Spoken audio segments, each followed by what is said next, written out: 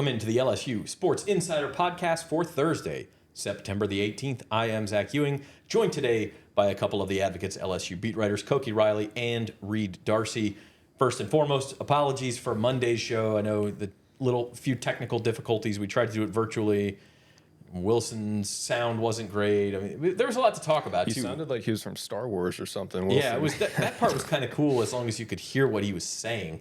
But it was a big week, and so real quick before we kind of dig into what we're going to talk about today, I am curious to know your guys' thoughts on, first of all, the Brian Kelly, Michael Cobble dust-up and subsequent apology, and then also on this sort of, and we'll talk a little bit more about this later in the show, but this Garrett Nussmeier surprise, he's been playing with an injury. Mm-hmm. Yeah, let's touch on the Cobble thing just because everyone likes to talk about it. The Brian Kelly dust-up. I personally, not to make the story about me, but I had a pretty unique angle to this because I had the next question. If you remember right, Reed. Oh, yeah. And you got praised for your question, I believe, yes, right? You asked about... I asked about Deshaun Spears. Deshaun Spears, yes. 2 interceptions, yeah. And how it works in the media room is that, like, you kind of raise up your hand quickly and try to get in line almost. It's like a line in terms of getting the microphone to ask your question. And Cobble was first, obviously, so he asked the first question. That whole dust-up is happening, but I have the other microphone in my hand ready to ask the next question. So as I'm watching all this happening, I'm like, oh boy, I have the next question. I'm the next person in line.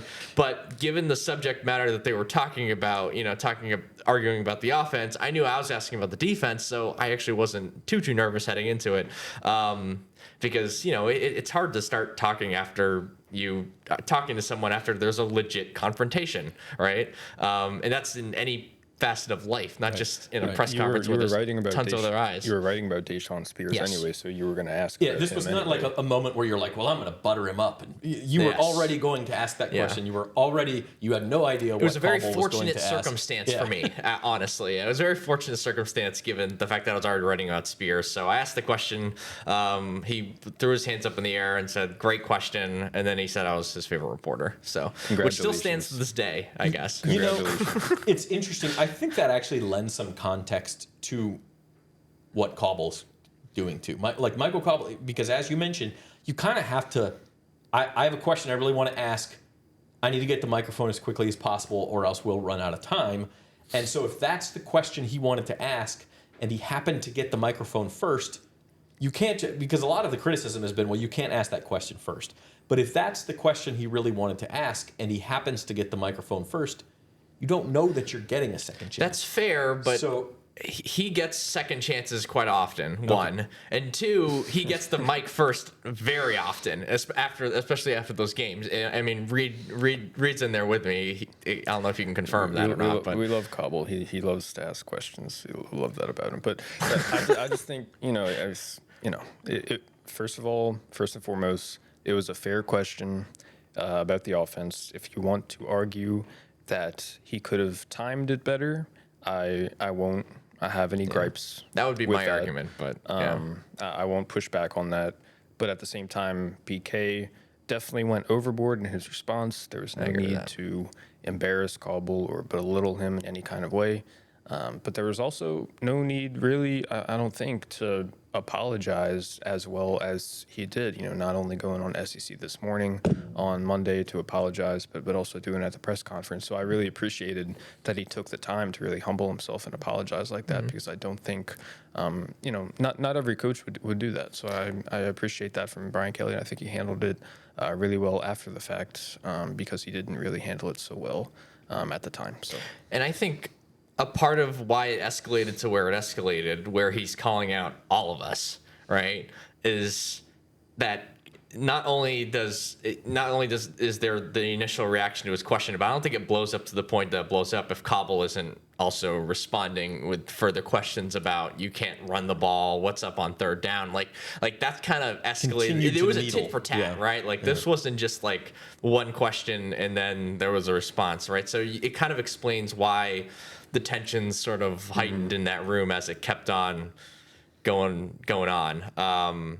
But I mean, I do agree with Reed in the sense that like that question needs to be asked, but like part of your job as a journalist is to know that like when to ask certain questions at certain times to get the best responses out of them, right? And you're not going to get a very good response about the offense after a win like that if it's the first question. Like you kind of need to know that like if it's the fifth or sixth question after you buttered the guy up a little bit, so to say, and you get to what you want to get to, eventually you're going to get a better response that way, right? So it's kind of a win-win where you're respecting the subject and you're also getting a better answer for yourself. We'll save Nussmeier we have a segment about Garrett Nussmeier, so let's save that because I think this is a good transition into what we're talking about today. I think Brian Kelly, the more that I watch him closely, and I'm not in the press conferences with you guys normally, so I'm not going to say I've gotten to know him, but just watching him carefully, he is a very human college football coach. Some of these guys get up there and seem like they're robots and only want to talk about their talking points and stay on their cliches and things like that. Brian Kelly shows human emotion, frustration, stress, anxiety, and also on the other side, excitement, happiness. He apologizes. He connects with report. He seems very human compared to some coaches. And I think where that's relevant here is I think he was stressed out about that Florida game. I think he was relieved to have won it. I think he was probably expecting some praise, as humans do when they accomplish something. And I think that's what led to, what do you mean? What are we talking about the offense? Come on, can't you give me something good? Yeah. That's a good way to put it. I never really thought about it like that. I never really heard it that way. But I enjoy covering Brian Kelly. I think he's a good coach to cover. I think, day to day he gives us good, honest answers. He's not just a robotic kind of cliche machine that a lot of coaches are. I think he respects us 99% of the time, and he gives good, thoughtful answers to our questions. And I think he's really professional most of the time, and he's like you said, he doesn't hesitate to. I think he tells you what he's really thinking a lot of the time. So you just let his emotions get the best of him. It happens. It's a stressful environment, but I think this can sort of lead into what we want to talk about first. I just think like overall this season, he's just conducting himself differently overall, like in the lead up to the Clemson game and everything he said publicly before and after that. It sort of seems like he has a sense of urgency to maximize this roster and to win with this roster because he feels the pressure to do it because he knows what this team is and what it's capable of. And I think he feels that kind of pressure in a way that he hasn't before since he's ever been down here. And that's what we want to get into today.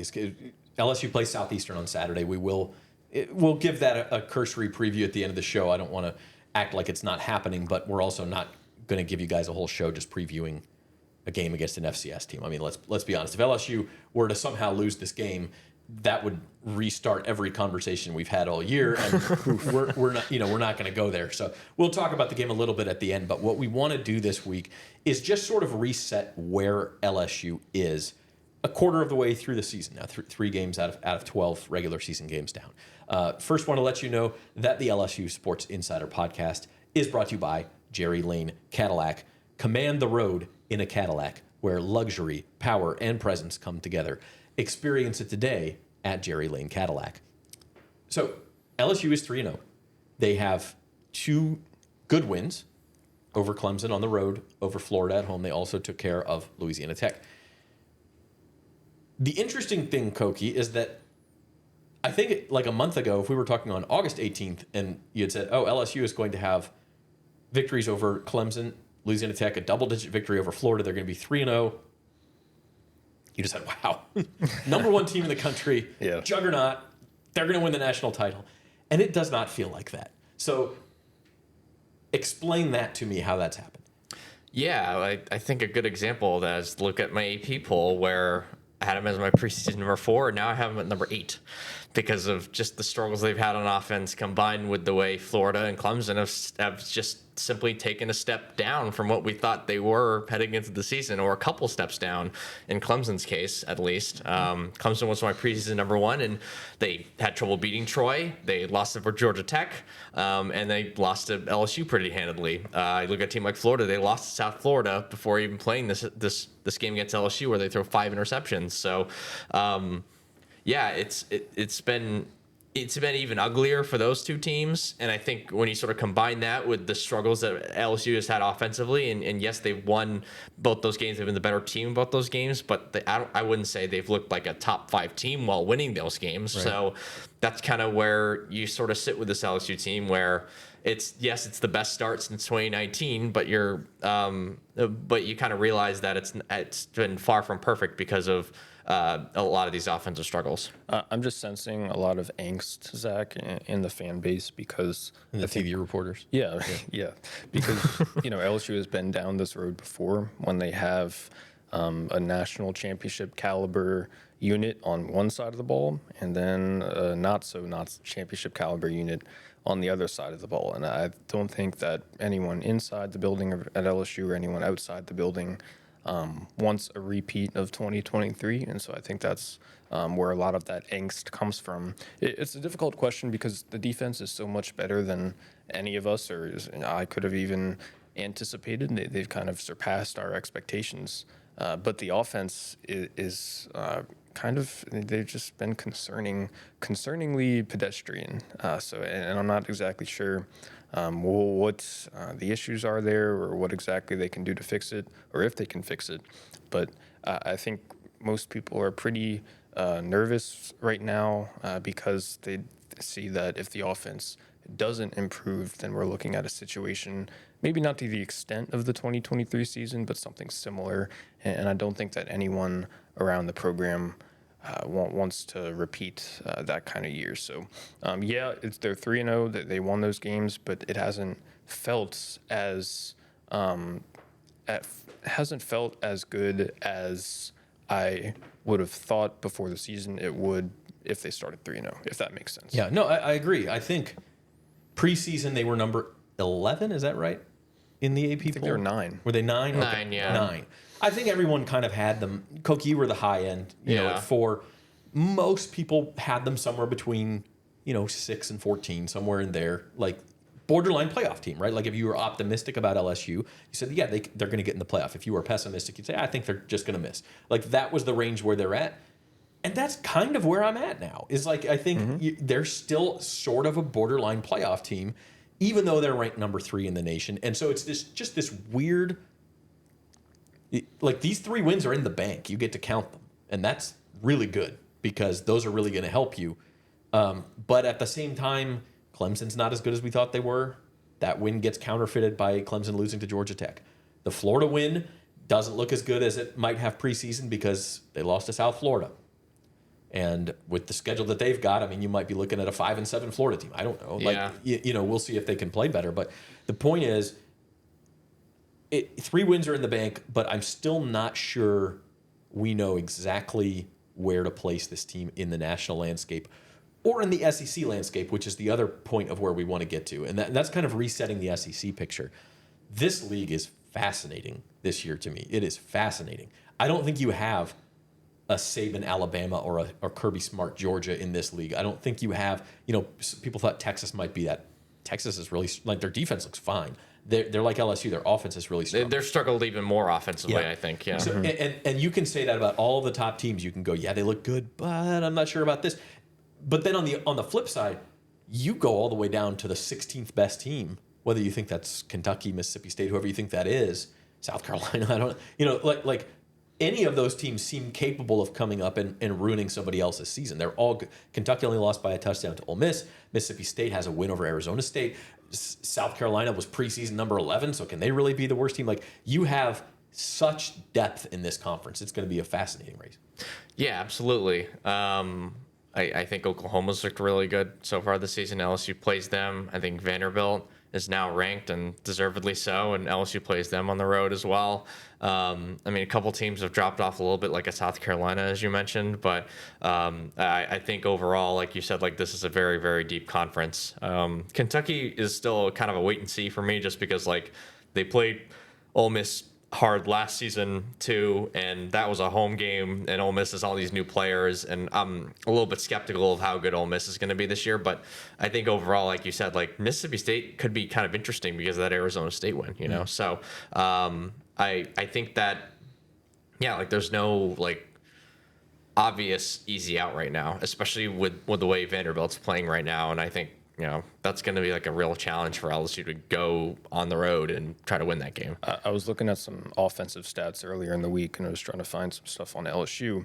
And you know what team kept getting in the way? I told this to Koki earlier. Arkansas kept getting in the way. Jalen Green, boy. Did you know that Arkansas, and I still can't believe this, has gone to the red zone 13 times this year, and they have 13 touchdowns on those red zone trips. That's wild to me. So Arkansas, I mean, their defense hasn't been good at all, but Arkansas is a team that, it can challenge teams like LSU. Like, they're going to come to Tiger Stadium later in the season.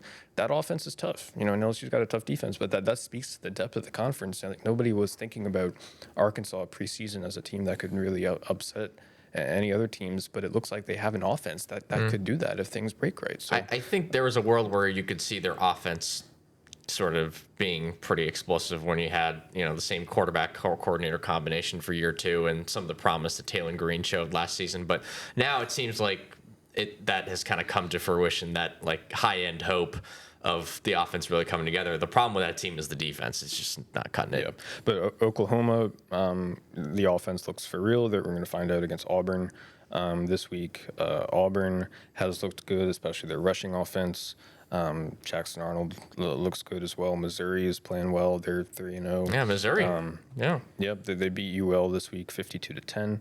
UL's on a That's down. rough state, but I don't think their defense is terrible. And Missouri may have the best running back in the conference. Ahmad Hardy looks really good. Yeah. Who else do I want to bring up? Bo Pribula's played well. But I mean, that's been the biggest. That was the biggest question mark heading into the year. What you're talking about here, Reed, like kind of leads me into LSU. Before the season, we kind of said, well, if they could get through those first 3 games at 3-0, they've got a great season in front of them. Well, now I think you look at it, throw out Southeastern and Western Kentucky, but the 7 conference games they have remaining, I don't think you could say any of them are sure wins. Not Vanderbilt. Not Vandy, not Arkansas, not like.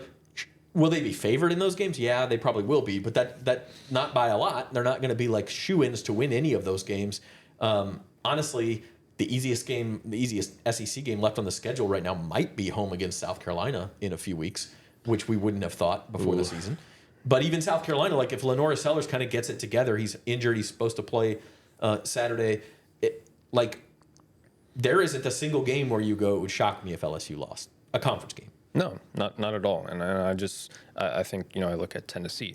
Tennessee went toe-to-toe with Georgia this week. They were at home, but did Tennessee upgrade their quarterback situation out of all the Nico fiasco in the spring? So, there's depth to this league more so than there usually is. There's not 1 or 2 teams that are cut above the rest. There's a good handful there that I wouldn't be surprised if they ended up winning the league, and so that speaks to the depth and how it's so spread out this year. And so that's a unique challenge for a team like LSU that really needs to be in that mix later on in the season. It really needs to be in the playoff. I haven't even mentioned Texas A&M. Yeah, go up to Notre Dame and beat Notre Dame on a last-second touchdown. And what I'm curious is, if you guys had to pick the SEC title game now. We all had our picks before the season. We all, Georgia versus Texas, or maybe there was an Alabama in there. Who would you put in that thing? Because this is there's 12 teams you could choose that legitimately could make the SEC title game. Well, probably Georgia, Texas A&M right now. Okay. They definitely have the biggest wins in the Georgia winning at Tennessee, Texas A&M winning at Notre Dame. Those are the biggest wins, I think. I might go Georgia, LSU, because I see room for improvement on LSU's offense, and I think if you have just like a decent offense to pair with the defense, I think that they can win most of those games coming up. A&M's schedule is a little more palatable than LSU's. Yeah. That's part of it, and I think A&M's offense it's like whoa. Mm-hmm. That was a very, very impressive showing at Notre Dame with the weapons that they needed to improve their weapons, and they did. Those receivers are legit. Texas A&M, I'm gonna have to see it in November. That program, I'm just gonna have to see it in November. Somehow they end up at 8-4 still. I think they're very good, but I don't know, man. I don't know who I would pick, because I actually think we all dismissed them after week 1. That might have just been a wake up call for Alabama. Yeah, because they've looked really good. No, you haven't given up on Bama yet. No, I have not. Their schedule is not easy, but it's manageable. I mean, they got to play Georgia, Tennessee, Auburn, obviously. Oklahoma. It's not as easy as I thought. LSU. Nobody's schedule's easy. I haven't given up either. LSU, but, Missouri, yeah, Oklahoma. fully. I mean, they play all those teams. So, I just it's almost an impossible question to ask. I think Texas will eventually get it together too, but will it be We'll too see. late? Where are you going to take a couple losses first? I mean, there are so many tough games on everybody's schedule because nobody's an easy game. It's been concerning seeing Arch Manning. He's way further behind what I thought he was before the season. It looks like he's injured.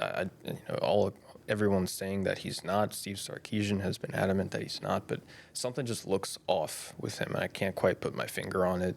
So that's something that I didn't anticipate going into the season, and something that could hold back a national title contender like Texas from actually contending for that national title. They looked good against Ohio State. They went toe-to-toe on the road against Ohio State, but man, like they're going to need way, way, way more from that offense and way, way, way more from that quarterback if they're going to live up to their preseason expectations. I like Oklahoma a lot. Speaking of quarterback play, like John Mateer looks like the best quarterback in the conference so far. Just the way that he's played, his dual threat ability, and I think the biggest question with that team was the offensive line heading in the season. So far, they've kind of survived that, and they dominated Michigan, which is a very physical team. Yep. So that was like a very promising win and a very promising performance for them, especially given how tough their schedule is this season. So Oklahoma is the team I want to keep a very close eye on. They're going to get another test this week against Auburn, and if they can win that game and control that game, now you're looking at a team that can really contend for stuff. Every week is going to have a couple of these games where we're going to learn more, and Oklahoma Auburn is the one this week. So that's going to be a lot of fun. I also, the schedule, we mentioned Oklahoma and Florida as having these ridiculous schedules. I think we have to step back from that narrative a little bit too, because the league is so balanced. Like a team that we all said had an easy schedule, Missouri. Yeah. But you look at their schedule. They play Alabama, they play Texas A&M, they play Oklahoma, they play South Carolina. At Arkansas, which looks better. Nobody's schedule looks at Vandy. Nobody's schedule looks easy anymore. And so when we go to Oklahoma and say, "Oh, the schedule's too tough," you go, "Well, is it that much tougher than everybody else?" Because everybody's just good. I want to wait and see with Mississippi State and Arkansas a little bit more. He's just mad because they beat Arizona State. But that was tough. I mean, that's tough for ASU to go all the way to the middle of Starkville to try to figure that out at night with the cowbells. They're not used to that. But anyway, it's still one game for some of these teams. Let's see what they actually look like. Are they really gonna buck preseason expectations? And yes, Arkansas' offense has been super impressive, but they faced a backup quarterback last week against Ole Miss, and they still lost the game. Mm-hmm. So it's I don't know. I'm not fully. I think Arkansas is the fun bad team, but I don't think they're actually good. I guess I would put it this way: before the season, if I said Team A plays Texas and Alabama, and Team B plays Vandy and Oklahoma, you would go, "Oh my gosh, Team A's schedule is so much more difficult." Now you're looking at it and going, probably a little more difficult, but I think I agree with that. Vandy and Oklahoma look pretty good too. So I don't know. I don't know if the schedule narratives we had in the summer really apply anymore. That's why I wanted to do this, because just blow it all up and let's. It's like Royal Rumble. Maybe not all 16 teams, but about 12 of them are going in the ring, and we're going to see who comes out. Yeah, Vandy especially. They were good last year. I'm not sure I envisioned them beating South Carolina like they did. Lenora Sellers went down, but still, they were winning in that game when he went down. Exactly. Yeah. Okay. Well, that's we'll see where LSU fits in this thing. I think a big part of it, as we talk about the offense, and you say, well, how can it get better? And this offense just feels like you're pushing down the gas pedal, and the car just won't go any faster. And what the hell is wrong with my car? That's what it feels like. This Garrett Nussmeier injury thing. We need to dig into this, because that is potentially the answer. He has a torso injury. Brian Kelly, he is going to play against Southeastern. Brian Kelly says he is on the other side of the injury, which I take to mean that he is recovering, that it's not bothering him as much as it was before. and that they don't think him playing will make it get any worse or lengthen that recovery time. So, hey, let's get him out there. Let's get him in a rhythm before the Ole Miss game. Then you have the bye week. What is strange to me is that we didn't hear anything about this until sort of the noise about the offense got so loud that Brian Kelly felt the need to say, oh, and by the way, our quarterback's been playing hurt. So what do you guys make of all this? It started back in preseason camp, according to Brian Kelly, and it makes sense because that's when he started telling us that they were putting Garrett Nussmeier on a pitch count in preseason camp, and we all thought that was a little unusual at the time. So now we have got a decent explanation for it, and now we have an explanation for why Garrett Nussmeier looks just out of rhythm, just out of sync. You know, he doesn't look quite like himself. He hasn't had the same accuracy that he's had. I'm talking about the last 2 weeks because he was great against Clemson. You know, he was really, really good in that game. But the last 2 weeks, you know, his throws haven't had as much zip on them as they usually do. They haven't been as accurate as they usually are. So he just hasn't quite looked like himself. And so I think that's probably part of the big reason why. And, you know, a lot of these issues offensively are intertwined. And what I mean by that is if Garrett Nussmeier isn't sharp, if you know the downfield passing game isn't working, then that affects the run game. And if the offensive line isn't blocking, you know, as well as they should be, then Garrett Nussmeier is getting the ball out more quickly than he should because you know he doesn't want to get hit because he's hurt. You know, so all these are intertwined. And I think if you address the first domino, which is Garrett Nussmeier's injury, if he's healthy, then that could lead to kind of like a snowball effect of exactly what. The rest of the issues are help them take care of themselves, but that of course you know assumes that all these issues are stemming from Garrett Nussmeier's injury, which I'm not quite sure we can definitively say. So the point that we have to do is kind of parse between like what is happening as a result of the injury and what is not happening as a result of the injury, if that makes sense. Yeah. And that's hard to say because we don't know how much it actually has affected him. And I do wonder if he said this because of the blow up with Michael from the beginning of the show, right? Like, is he giving the media a bone after he, you know, quote unquote screwed up himself? But either way though, like, yeah, it's a problem. It's an issue. Like if he's limited in terms of pushing the ball downfield, then it kind of puts a cap on this offense, and it puts more pressure on a running game that struggled, and it may result in, you know, Nussmeier throwing shorter and shorter passes, and that's what we've seen so far this season. His average depth of target this year is 6.7 yards. Last year we complained about we noticed that they weren't pushing the ball far enough downfield. Last year his ADOT was 9.5.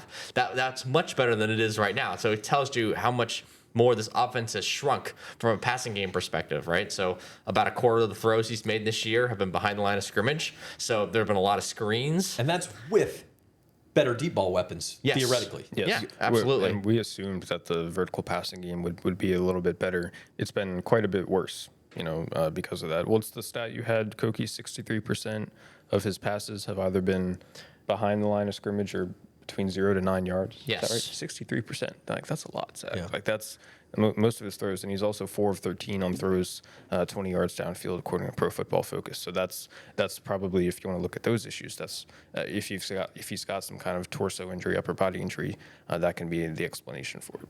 Yeah, only 4 completions. That's the number. It's not as many. The attempts is alarming too. Only 13 in 3 games. That's almost nothing. You're saying 4 completions with 10 air yards, meaning the ball traveled more in the than air. 20 air yards. 20 air. Okay, yeah, I think I saw that too. It's 4 of 13. So they're not trying it often, and when they try it, it's not being completed. Yes, you know, even less. So, look, a torso injury, and I kind of think maybe Brian Kelly's throwing the media a bone.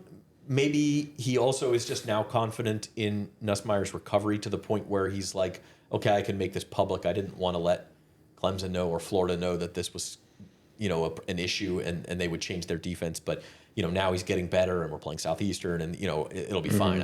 I can say it now. I think that's more likely. Yeah. And you also, that raises the question of should Garrett Nussmeier have been on the injury report leading to the Florida game, even though he was practicing? You know, we talk about these injury reports are a new thing. This is only the second year the SEC has done this. In the NFL, if a guy has an injury, you have to put him on the injury report, even if he's practicing.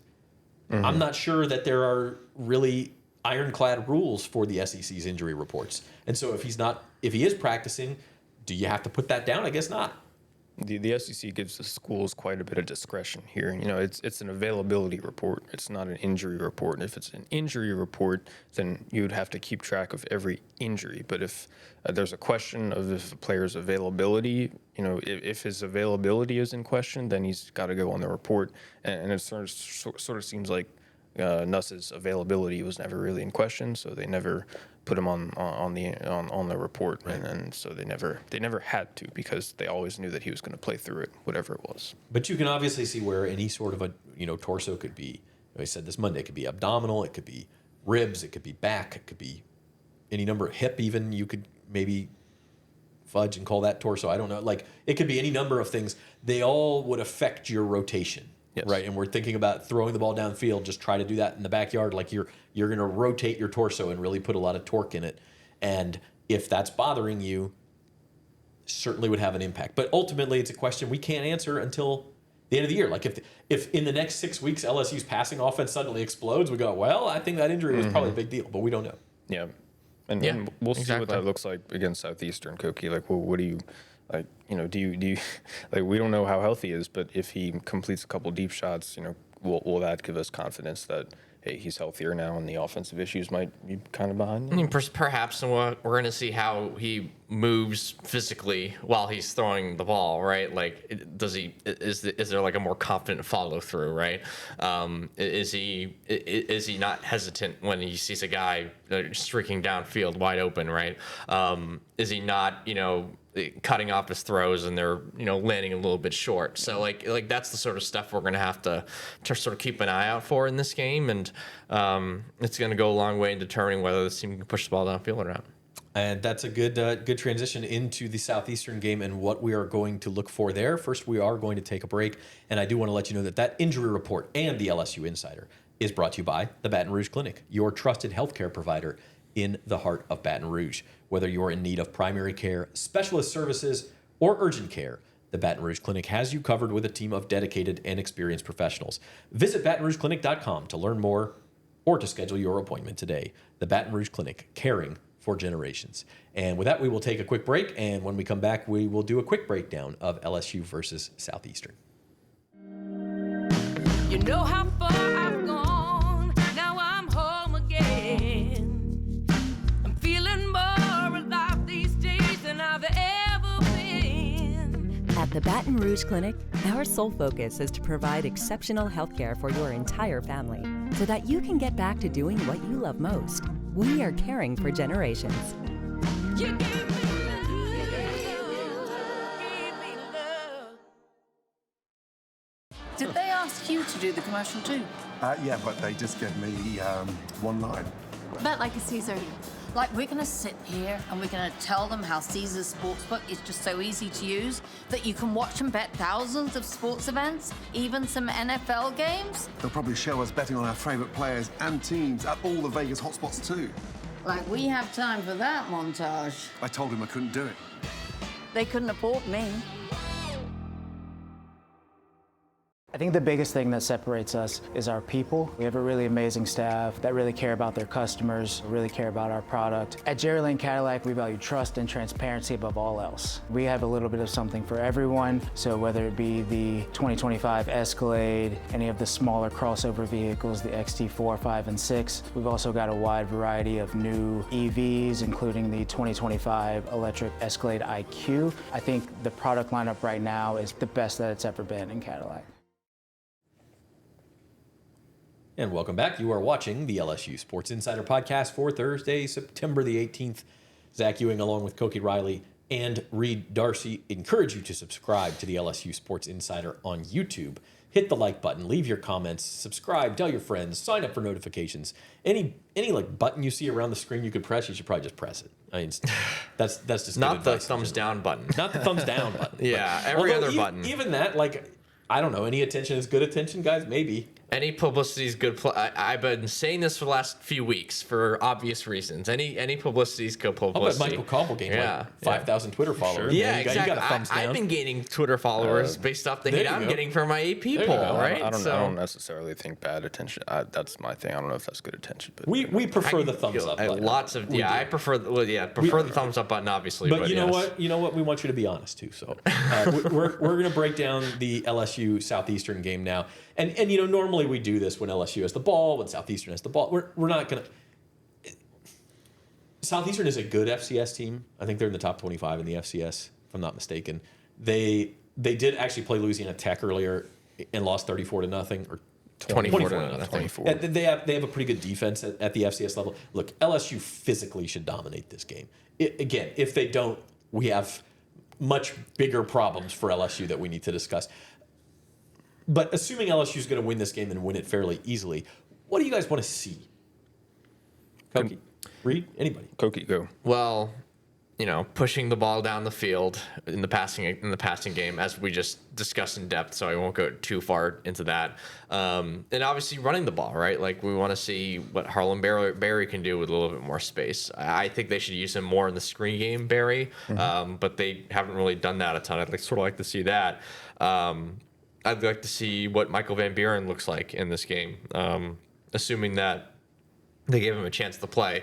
And I also want to see all three Weeks brothers in the game at the same time, but I don't think we're going to get that because I don't think West is going to play. Yeah, it doesn't seem like he's going to play, but we'll ask Brian Kelly. Yeah, I don't know why you would push him to get out there Yeah, this no, week. for sure. Yeah, and I halfway through answering that, I remember that. So, I think overall, I think it's just about, finding an identity in the traditional run game, and then seeing how Nussmeier looks on those deep shots downfield. Those are the kind of the keys to the offense. I'd say convert your third downs and convert your trips to the red zone into touchdowns. If you're not completing those deep passes. Last year, LSU was really, really good on third down. They were 6th in the country in a third down conversion rate, 49%. This year it's fallen down to 41%. And that is 70th in the country. Red zone hasn't been very good either. They're 5 of 11 in terms of turning red zone trips into touchdowns. That's one of the 25 lowest rates in the country. So you want to see LSU improve in both of those areas, and now is a good time to do it. I'll be watching to see how the third down short yardage plays kind of look and how they keep the ball moving in the red zone. A lot of that has to do with the run game, both of those. So I want to see how much space Caden Durham has. Can he get to the second level? Can LSU's offensive lineman get to the second level, open up holes for him?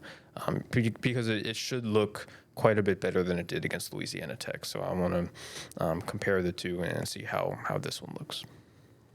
The deep balls, I think, is also important for next week's game. This Ole Miss game is crucial. You go up there and win, and again, you can kind of keep marching through this SEC schedule. Go up there and lose, and we have to readjust everything. So it's crucial. And you can show, even against Southeastern, you can show a willingness to throw deep. We talked about 13 attempts of 20 air yards or more. We're going to have to see half of that in this game alone, I think, to make Ole Miss respect it. Because Ole Miss defense that struggled against Arkansas, they're going to be looking for ways to kind of cheat. And if they don't think you're going to throw it deep, they're going to cheat in. They're going to take away the short stuff, and that's going to make life that much more difficult for you. So you have to show them that they have to respect that. And you're right, Reed. Like the O-line, both in, you need some push in the run game, you need some holes, and you need some pass protection. Another issue with throwing the ball deep is you've got to have pass pro for longer so that the receivers can get downfield. Nussmeier can make his read, he can make the throw. Southeastern is the team that you should clean all this up against. So how clean is this offensive operation? Are they doing basically whatever they want to do? You don't need a lot of trick plays. You don't need a lot of Xavier Thomas, getting in there and running jet sweeps and stuff. Are you able to do the bread and butter? And how long does Garrett Nussmeier stay in the game? Against Louisiana Tech, he played the whole game through 41 passes. There's no universe where that should be the case this weekend. He should have 2 quarters max and then give the second half to Michael Van Buren and the second team offense. That's how it should look. It should look like a clean just blowout game. The other thing I wanted to point out real quick is fourth down. LSU is not really going for it on fourth downs anymore, in part because the defense has been so good, and in part because the run game and the offense overall has been struggling. Only 3 FBS teams have not converted a fourth down this season, and LSU is one of them.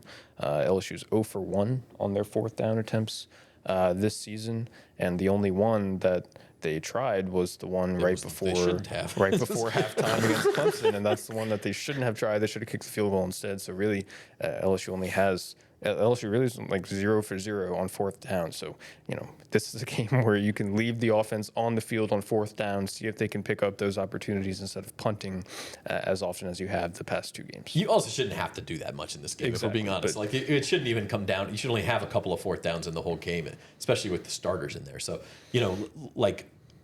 I don't know. Let's just see a smoother offensive operation, and I think that would make everybody feel better going into next week. What do you think if LSU kind of like scuffles along and wins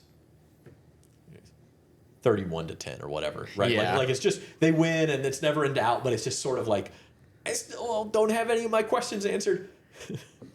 Who asked the first question at the press conference? Koki, it's got to be you. It's got to be you, Koki. I don't even know what I would ask if I had the first question. If Cobble doubles down, so much respect. You get that microphone first. At that point, it would be funny. It would be a bit at that point. Yeah. But even BK would have to laugh, I think. At Exactly. That point. Yeah. But I kind of want to see it. Or on the flip side, LSU's offense plays really well, and he gets in there and he goes, "What about the defense?" Yeah, that offense was so spectacular, man. Had the defense give him 3 touchdowns to an FCS opponent? What are you doing? This is just a fascinating study in human nature, I think, on both sides. And hopefully, it's not a close enough game to where Kelly feels stressed and has to respond in an anxious way again. But I'm here for it. All right, prediction time. I didn't even ask Wilson and Scott. I think I saw Rab had his prediction in there as 49-3.